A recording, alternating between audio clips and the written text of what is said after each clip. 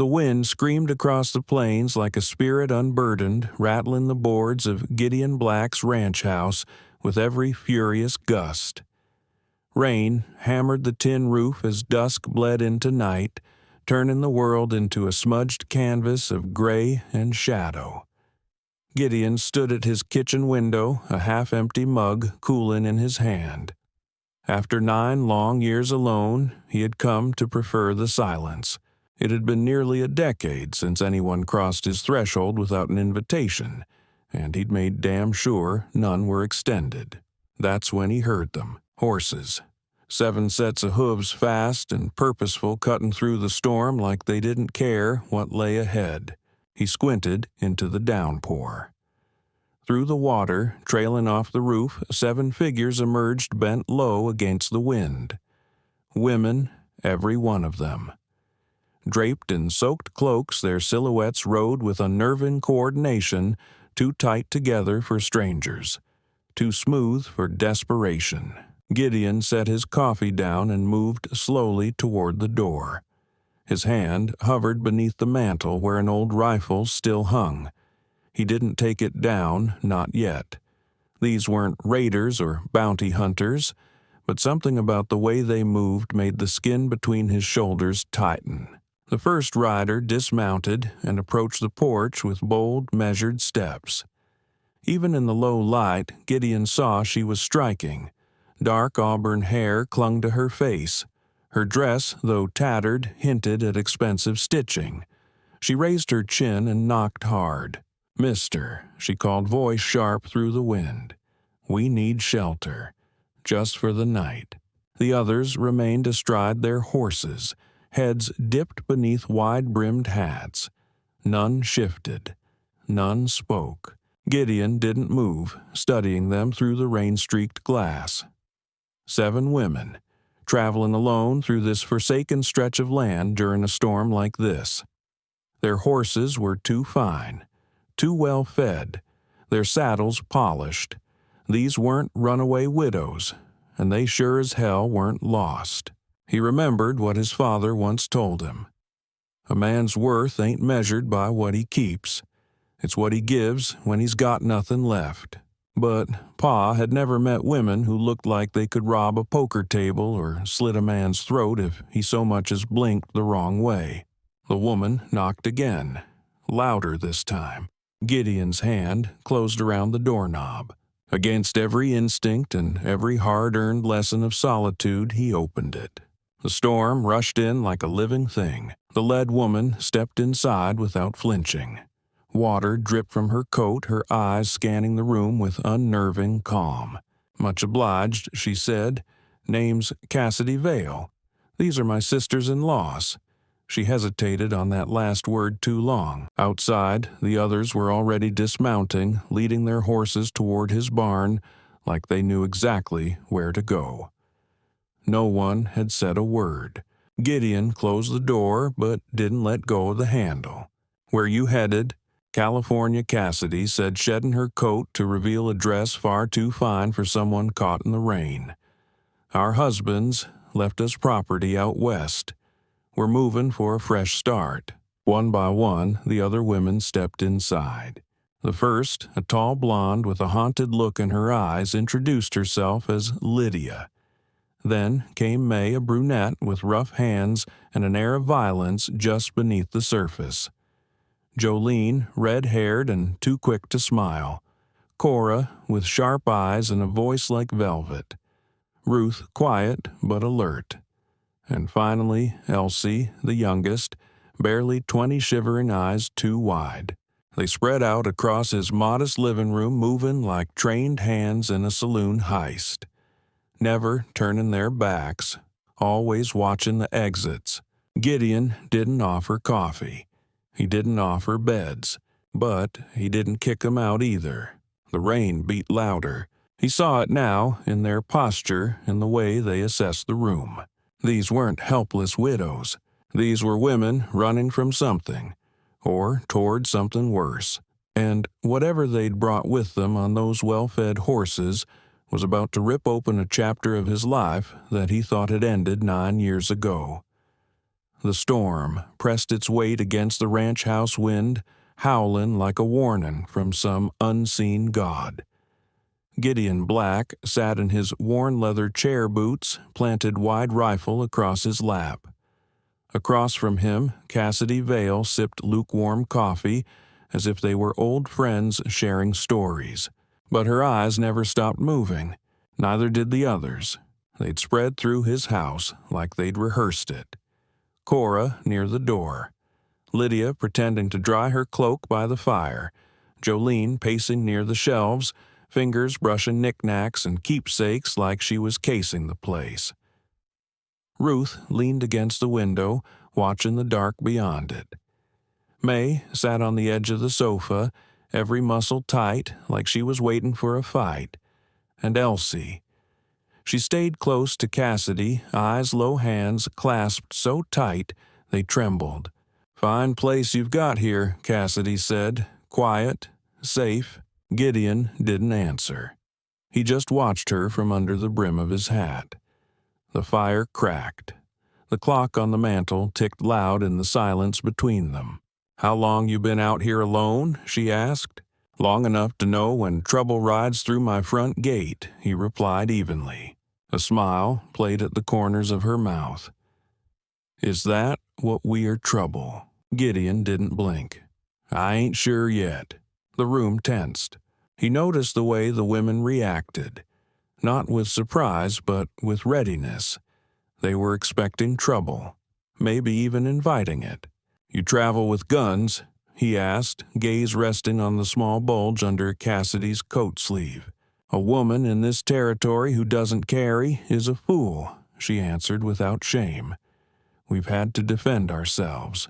"From who?" "Men like the ones who'll be here before the storm lets up." That froze the room. Jolene stopped pacing. Ruth stood straighter by the window. May's hand twitched toward her boot. "You're being followed," Gideon said. Cassidy nodded once.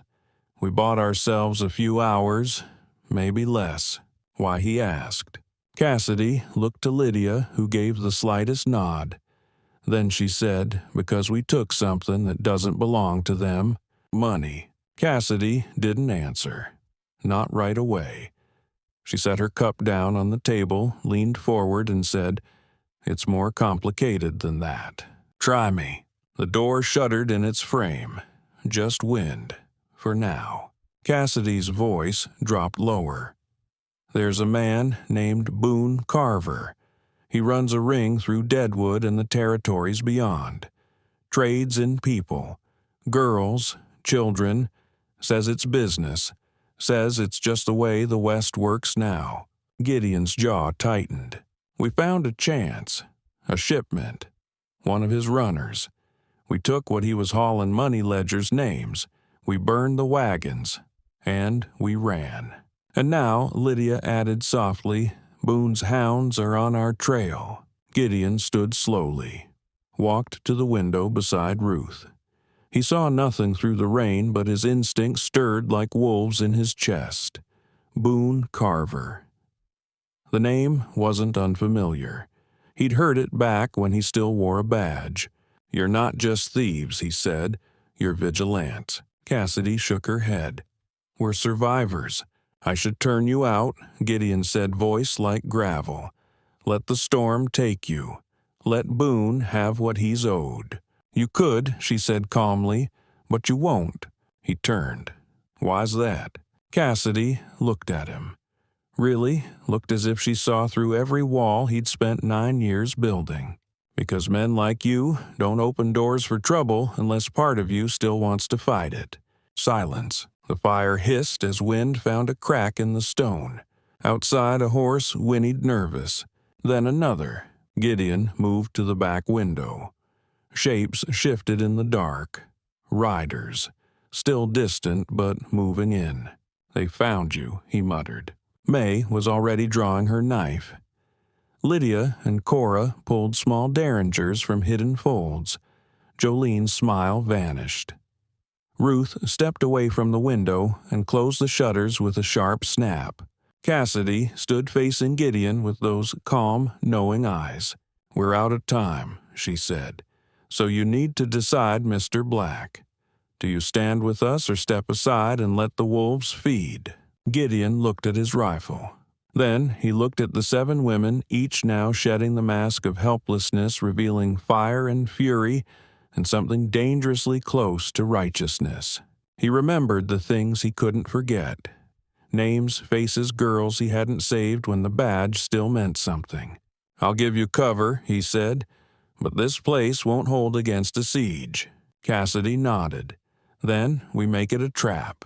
Outside, lightning split the sky.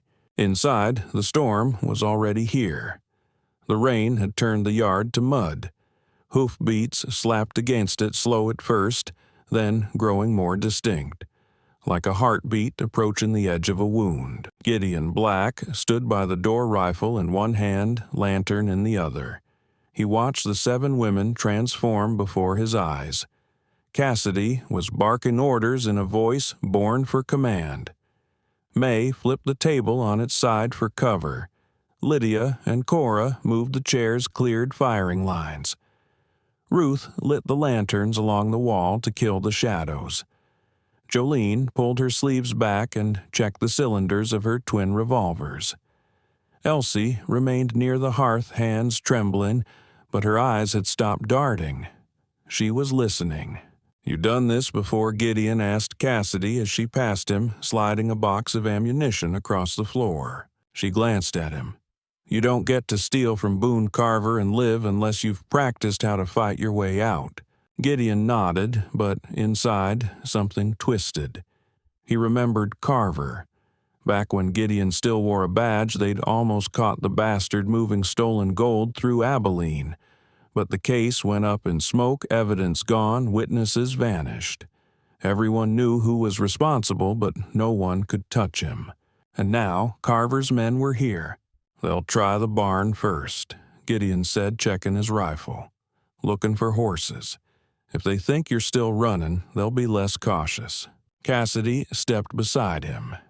"Then we let them think we're gone. Just long enough to strike." He looked at her. "You ever kill a man?" She didn't blink. More than one. Outside, thunder rolled low and heavy.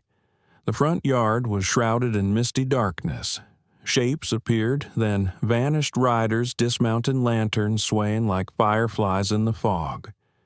Gideon counted 6, maybe 7. All moved like they knew what they were doing. No shouting, no rushing. These were professionals. He stepped away from the window. They're splitting up. 2 headed to the barn. Rest coming this way. Cora took a deep breath and cocked her pistol. "Let's give them a welcome," Elsie whimpered softly. Cassidy crouched beside her. "You don't have to fight," Elsie whispered. "I just don't want to be afraid." Cassidy placed a hand on her shoulder. "Then hold that fear like a weapon. It'll make your hands steady when the time comes." Outside, wood creaked. A barn door groaned open. Then, crack. A gunshot shattered the storm. One of Carver's men screamed. "They found your tripwire," Gideon muttered. The ranch erupted into motion. From the barn came shouting the muffled thumps of horses panicking. One man stumbled out into the yard, clutching his side, only to be dropped by a clean shot from Ruth through the window. "They'll charge the house now," Gideon said, voice steady. "Keep low, shoot clean." The front door exploded open. May was ready. She dropped low and fired twice. One of the men fell in the doorway, slamming into the floorboards with a wet thud. Cassidy moved fast, sliding behind Gideon's desk and firing from a side angle. The air filled with smoke and thunder. 2 more men burst in. Jolene met them with fire and iron. Her first shot hit flesh. Her second clipped a man's shoulder, sending him spinning into the wall. Lydia took the 3rd man down from behind the overturned table. Her face was blank, cold as snow. Elsie trembled her hand on a pistol but hadn't yet fired. Then Gideon saw the last one slipping through the back door, knife in hand, heading straight for her. "No," Gideon shouted. Cassidy turned too late, but Elsie didn't. She raised her pistol and fired. The man crumpled, falling just short of the hearth. The room went still. Smoke hung in the air like a spirit. The storm still howled outside, but within the four walls of Gideon's ranch, silence claimed victory for now. Gideon turned toward Elsie, who stared at the body with wide eyes. "You all right?" he asked. Her hands were shaking again. "I didn't think I could." "You did," Cassidy said, "and you saved all of us." Elsie nodded, tears tracking down her cheeks, but her shoulders were straight now. Cassidy turned to Gideon. That was the first wave. He nodded grimly. Carver never sends all his dogs at once. Outside in the distance, another set of hoofbeats echoed across the land. Gideon looked to the women. 7 strangers who had turned his lonely cabin into a battlefield. He slung his rifle over his shoulder. Time to prepare for the rest. The rain had slowed, but the night hadn't softened. Inside the cabin, the fire crackled low, casting flickering shadows on the blood-streaked floor. The bodies had been dragged out and covered with feed sacks. Silence settled again, heavy and uneasy. Gideon Black sat near the hearth rifle across his knees. The 7 women gathered around their once dry dresses, now soaked in blood, sweat, and storm water. "You said Boone Carver's men were chasing you?" Gideon said. "Time you told me why." Cassidy glanced at the others. May leaned against the wall arms, folded tight. Jolene wiped the barrel of her pistol with a piece of linen. Lydia sat with her back to the room, staring out into the dark through a cracked window pane. It was Ruth who finally spoke. "We robbed them," she said quietly, "in Deadwood." "Robbed what?" Gideon asked. "Money," Cassidy replied. "But not just that. Ledgers, documents, names." He raised an eyebrow. "Names." Cassidy stepped forward. Her face was still smeared with grime, but her eyes were clear now, focused. "Boone Carver runs more than guns and whiskey. He buys and sells people, girls, young ones, the kind nobody looks for." Gideon's face hardened. "We were part of a larger group," Cassidy continued. 13 women. Some used to be bought. Others like me tried to stop it through the law. The law failed us." Jolene snorted. "The law was paid to look the other way. So we took matters into our own hands," Cassidy said. "We posed as widows, got invited to Carver's private poker night. While some of us distracted them, the others raided the study. That's where the ledgers were," Lydia added, still watching the window. "Proof. Root's buyers' names of lawmen paid to keep quiet." "Let me guess," Gideon said, voice flat. "You weren't supposed to leave alive." May nodded. "The moment we rode out, they realized what we took. They've been hunting us ever since." Gideon stood and paced toward the front door where rain still tapped against the warped wood. "And you thought hiding at my ranch would keep you safe." "We didn't think anything," Cassidy admitted. "We were desperate." He turned, jaw clenched. "Well, you brought hell to my doorstep, and you opened the door," Jolene said, cool as ice. The room tensed again, but Gideon held up a hand. "You're right. I did. And now I'm in it whether I like it or not." He walked over to the table, picked up one of the ledgers from Cassidy's saddlebag. It was bound in fine leather, but inside it was pure rot names, payments, even towns. "Sweet mercy," he whispered. "Judge Pritchard, Sheriff Monroe, these men wear badges. They also own cages," Cassidy said. Gideon slammed the book shut. "You said 13 women started this. There's only 7 of you now." The room went quiet. 2 were caught during the escape, Ruth said. "We lost 3 more along the trail, ambushed at night near the Black Hills." Gideon's voice dropped low. "And the ones they caught." No one answered. He didn't need them to. He knew what Boone Carver did to people who crossed him. Cassidy stepped forward. "We don't expect you to fight for us, but we are staying here tonight, just long enough to rest the horses and regroup." Gideon looked at her, really looked. These weren't fragile women lost in the storm. They were fire-bent steel, hardened not by crime, but by justice denied. He set the ledger down and sat back in his chair. "If I hand you over, Carver gives me a tidy sum, maybe even spares my ranch." Jolene laughed darkly. "Sure, right before he burns it down just to make a point." Gideon nodded.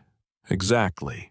The fire crackled louder, wind pressing against the windows like a whispering ghost. So Cassidy asked, "What will you do?" Gideon stared at the flames. He saw the face of his sister again, dead in a border town because a sheriff didn't want trouble.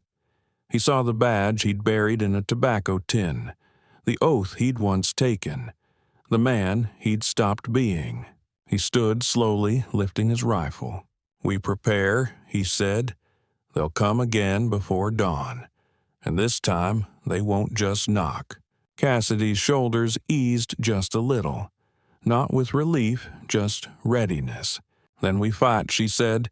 The others rose. In silence they began to move. In that battered cabin, surrounded by darkness and vengeance, a line had been drawn. Not between law and outlaw, but between decency and damnation. And when morning came, blood would answer for blood. The wind picked up again after midnight, howling through the broken chinks in Gideon Black's barn. Inside the house, 7 women and 1 former lawman prepared for a siege. They moved without words now. Cassidy cleared the hearth to make space for shooting lanes. Jolene checked the window shutters for weak spots. Ruth used strips of linen to reinforce the splintered front door. Lydia sat by the table carving notches into the stock of her rifle, one for each man she swore wouldn't make it to dawn. Gideon watched from the corner, tightening the bolts on a repeater rifle older than some of the women. The weapon wasn't elegant, but it never failed. "You ever done this before?" Cassidy asked, breaking the quiet. "Which part?" he replied, not looking up. "This. Defend your home. Stand with strangers." He paused. "Only once. The strangers were worse." She smirked.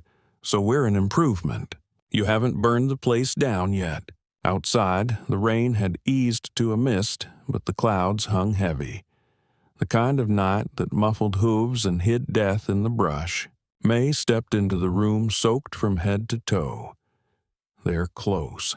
Less than a mile. I saw 6 riders circling the north ridge. Just scouts," Gideon said.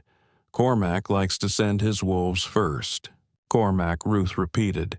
"You know him. Cormac Doolin. Bounty man. Tracker. A sadist with a badge when it suits him. He doesn't care what you did, only who's paying him to drag you back." Cassidy's knuckles tightened. He was one of the men in Deadwood that night. One of the bidders. Gideon nodded. "That makes this personal." The group fell into silence again. Cassidy finally broke it. "Why'd you really leave the Marshal Service, Gideon?" His gaze flicked to her, guarded. "I made a choice," he said. "The kind that gets you reassigned to the middle of nowhere. Or worse." She raised an eyebrow. "A dirty choice. A necessary one." He rose, stretched his shoulders, and walked to the old mantel above the fireplace. Behind a loose plank, he pulled down a heavy iron box. Inside was a tin star, dulled with time, but unmistakable. "Federal Marshal Cassidy," said softly. Gideon set the badge on the table. "Don't mean much now. It might mean everything Ruth said. If we live through the night." Thunder rolled faintly in the distance, a warning shot from a storm still gathering force. The youngest of them, Rose, sat in the far corner, her hands shaking. She clutched a small derringer to her chest like a prayer. Jolene noticed. "That thing's got 2 shots. You sure you'll be ready when it counts?" Rose looked up, her voice quiet but steady. I only need one. For him. Gideon looked at her carefully. You know one of the men chasing you. She nodded, tears welling up. I was 14. He bought me. The room froze. Cassidy moved to her side, kneeling. You don't have to do anything. You're safe here. No, Rose said. I want to. I need to. From outside came the distant sound of a whistle. Low, long, predatory. They're setting up, Gideon muttered. We've got maybe 20 minutes. He handed Lydia a box of cartridges. Cover the barn from the loft window. Ruth, take the rear door. Cassidy, you're with me at the front. The rest of you stay low and shoot straight. The women nodded, their faces set like stone. This wasn't just a fight for survival anymore. It was a reckoning. As Gideon secured the last shutter, he looked out across his land that had grown silent and lonely since he'd walked away from the world. Now it bristled with ghosts and choices. He whispered to himself one night to make it right. Cassidy appeared beside him. If we die here, at least we die trying. He glanced at her, then nodded. But I'm not planning on dying. Outside, the trees whispered secrets and shadows crept across the prairie. Inside, 8 strangers became something else, a family forged in fire. And they were ready. The first shot came just after midnight. A single crack echoed across the plains, and a bullet tore through the edge of Gideon's front porch. The wood splintered inches from Cassidy's head. She didn't flinch. They're testing range, she said, flattening against the frame. Gideon crouched beside her, rifle in hand. Let 'em test. We've got answers. In the barn, Lydia spotted movement near the corral. She fired, and the night lit up briefly in a burst of muzzle flash. A man screamed, then thudded to the ground. One down. Cassidy smiled grimly. Looks like the welcome party started. From the rear of the house, Ruth fired through the back door window, hitting a rider trying to loop around. He tumbled off his horse, lifeless, before he hit the dirt. Inside, Jolene knelt behind an overturned table, reloading with speed that came from practice, not panic. May checked the oil lamps, dimming their flames to shadows. They needed darkness. Now cover confusion, unpredictability. Rose huddled beneath the stairs, her small derringer clutched tight. Breathing fast but controlled. She whispered something under her breath. Not a prayer, but a promise. Gideon barked commands with the calm of a man who'd led men through worse. They'll try to flank. Cassidy, shift right. Lydia, hold the loft window. Everyone else conserve ammo. Another shot split the air. This one grazed the outer wall, sending dust and wood chips flying. Cassidy ducked behind the window and returned fire. They're pushing from the east side 3, maybe 4 riders. I count 6 on the ridge, Lydia shouted from the loft. And one's got a torch. They're planning to burn us out, May said. Not if we burn them first, Ruth muttered. Suddenly, a voice called out from the darkness. Gideon Black. It was deep, coarse, and confident. Come out and hand over the women. You've got no stake in this. No reason to die for their sins. Gideon stepped to the window, keeping low. That you, Cormac? A pause. Glad you remember me, came the reply. Thought you might have gone soft out here with the chickens and fence posts. Not soft, Gideon said. Just selective about who I kill these days. Cassidy cracked a grin. Not helping Marshall. Another volley of gunfire erupted, this time aimed at the barn. Horses whinnied in panic. Lydia returned fire, hitting another rider in the leg. You got a lot of angry friends. Ladies? Gideon said over his shoulder. They're not friends, Jolene replied cold as the barrel of her shotgun. They're worse than outlaws. They're buyers. May added buyers who lost their property. The room went still. Gideon turned. Property, Cassidy answered, voice low. Girls, not just us. dozens. We were the oldest. The rest? Rage flashed across Gideon's face. How much did you take from them? Enough to hurt, Ruth said, but not enough to make up for what they did. Another shout rang out from the dark. Last chance, Black, step aside. We'll let you live. Gideon walked to the door, rifle in hand, eyes burning with fury. I've got a better idea, he called back. You ride away, and I won't bury you under this porch. A moment of silence, then chaos. Gunfire erupted from every side. Windows shattered. The porch exploded in a spray of splinters. A rider charged straight at the front of the house, torch raised high, but Cassidy shot him clean off his saddle.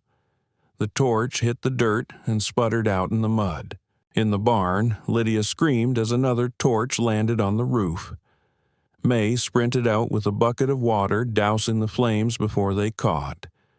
Jolene laid down cover fire from the doorway, picking off a man trying to flank May.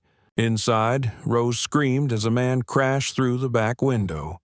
Ruth spun, slamming her shotgun into his chest and pulling the trigger. The blast sent him flying across the room. Everyone froze for a moment, breathing hard, then another call from the outside. The voice again. You think this ends here, Marshall? You just signed your death warrant. Gideon stared through the darkness. No, he said quietly, I just collected yours. He turned to the women. They'll come again, stronger. We hold the line till morning. Cassidy nodded. Then we don't sleep. And so they prepared for the next wave, for the reckoning still rolling in with the night wind. Dawn hadn't come yet, but the storm had paused just enough for the smell of gunpowder to linger like burnt memories. Inside Gideon Black's cabin, the air was thick with tension, blood, and gun oil. 7 women, scarred by survival, crouched in silence as the final wave approached. They're regrouping, Lydia whispered from the loft, wiping soot from her cheek. 6 or 7 riders left, maybe more hiding in the dark. No torches this time, Cassidy added. They're learning. Gideon paced slowly by the fireplace, every step echoing like a ticking clock. They'll rush us all at once, force us to split fire. They know we're low on ammunition. Jolene sat on the stairs, hands trembling as she loaded her last shells. Then we save our last shots for the ones who make it through the door. May looked at Gideon. Do we even stand a chance? Gideon didn't answer. He walked to a cabinet and pulled out a heavy leather satchel. Inside, bundles of dynamite neatly wrapped and fused. Cassidy arched a brow. You've been holding out on us, Marshall. Hadn't had a reason to use 'em, he replied. Until now. They set the charges quickly. 1 behind the barn, 2 along the east fence, a final one at the old well, the fallback trap. By the time the riders returned, everything was set. Hooves thundered in the distance. The enemy came fast, no formation, no subtlety, just rage and desperation. And in the center rode their leader. Not Cormac. No, he was dead. This man was worse. His name was Jarrett Sloan. Black coat, black horse, and a reputation soaked in blood. The kind of man mothers whispered about to keep their daughters close. Cassidy stiffened. That's him. Who, Gideon asked. The one who bought me. The one I ran from. Sloan reined his horse to a stop outside the porch. Gideon Black. He called, voice smooth as a knife. You've made yourself a problem. Gideon stepped outside alone, rifle slung across his chest. No, Sloan, you were the problem. I'm the answer. Sloan laughed dark and hollow. Big words for a man about to die. You first, Gideon said and stepped aside. Cassidy fired from the loft. The bullet caught Sloan's second-in-command in the neck, dropping him cleanly off his horse. Lydia fired next, another hit. That was the cue. Sloan's gang rushed forward. Gunfire exploded in the stillness. Dust kicked up around the barn, horses screamed, men shouted in pain and fury. Jolene and May held the front. Clara and Ruth flanked the back entrance. Rose, trembling but resolute, dragged a box of shells toward Gideon. He loaded his rifle, then lit the fuse on the first dynamite bundle. A moment later, the east fence went up in fire and thunder. Screams echoed across the field. In the chaos, Sloan dismounted and ran for the house. Gideon saw him coming. So did Cassidy. But Sloan was too fast. He burst through the back door, pistol drawn. Jolene fired first but missed. May screamed, and then Rose stepped forward. Small, unarmed, tears in her eyes. "Please," she said, voice shaking. Sloan sneered. "Wrong house to beg for mercy, girl." That was his mistake, because behind Rose, Clara stepped out of the shadows and drove a knife into his side. Sloan roared, spun, and Gideon fired. One shot, straight through the heart. Sloan collapsed in a heap, gasping, bleeding, still trying to crawl toward the front door. "You'll never stop us," he hissed. "We're everywhere." "No," Gideon said quietly, "not anymore." Outside, the last of the riders fled, their leader dead, half their men gone. The ranch had become a graveyard for the wicked. The women slumped to the floor one by one, tired, wounded, alive. Silence returned, but it was a different silence now. Not fear, not hiding. It was peace. Hard-won, costly, but peace. Cassidy knelt beside Gideon. "What now?" He looked at her, at all of them. "Now we bury the past." And they would, with shovels, sweat, and quiet prayers. As the first light of morning broke over the battered ranch, Gideon knew this wasn't the end. It was the beginning of something none of them expected. A second chance. The sky was clean for the first time in days. No thunder, no gunfire, just the sound of morning wind rustling through broken fence posts and the soft creak of a weathered porch under tired boots. Gideon Black stood at the edge of his ranch rifle, slung on his shoulder, watching the sun rise over the blood-stained dirt. Around him, the 7 women who had turned his quiet exile into a battlefield now moved silently through the wreckage. They buried the dead without ceremony because men like Jarrett Sloan and his gang didn't deserve prayers. They deserved silence. Jolene and May stacked the last of the weapons in a crate to be burned. Clara and Ruth repaired the barn doors. Cassidy tended to the wounded horse with a kind hand and a knife tucked in her belt. And Rose had stopped shaking. She now moved with quiet confidence, helping wherever she could. Gideon watched them, feeling a heaviness in his chest he hadn't allowed in years. Not guilt, not grief, but the weight of decision. Inside the cabin, Lydia cleaned blood from the floor with a rag soaked in whiskey. "You ever gonna tell us the whole truth, Marshal?" she asked. Gideon gave a slow nod. "You deserve it."